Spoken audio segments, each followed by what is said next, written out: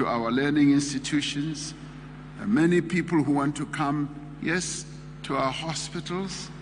There are many people who do want to come and visit their friends and relatives. And today, that's precisely what we've done. Got rid of that fear and to enable us to triumph over fear. And of course, we've reached a very good agreement with Kenya that we are going to monitor this process. We are going to be hands-on, and it's not going to be a loophole that we have opened for those who want to transgress immigration regulations and who want to come to slip into South Africa without proper papers and so forth. And Kenya has been bold enough, getting rid of its own fear. It's been bold enough to say that there will be a return policy. Those who have gone to South Africa wrongly will be returned back to Kenya. And that is very positive, and we welcome that. So the reciprocal nature of our dealings have been powerful. But I must say, President Ruto is action-oriented. There were two of us sitting together, and he looked me straight in the eye, and he said, "President, this has to be addressed between the two of us. Let us take the leap." And he is very good at he looks very fit, and I think maybe, I don't know whether he was a boxer or whatever, and was able to twist my arm. And with that, we were able to agree that this is the new dispensation that we are introducing.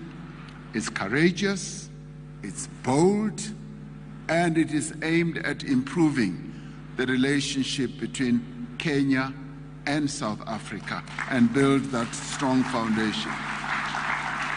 But more than that, it also builds trust, not only between the two of us as leaders, but also builds trust between the two nations, that we are two peoples on our beloved continent who can trust each other to do the right things, and who can trust each other to trade with each other at a diplomatic level, at a political level.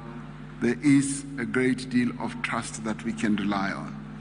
The other thing that holds us back is bureaucracy and a regulatory environment, which President has already spoken to.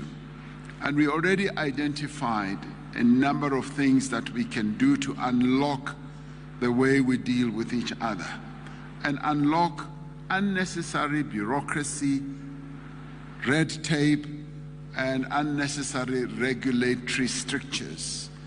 And my sister, CEO of Transnet, was articulating that very clearly, that sometimes we have these photosanitary rules that only apply one way and so forth, and we do need to have great standards that we can all apply to or conform with.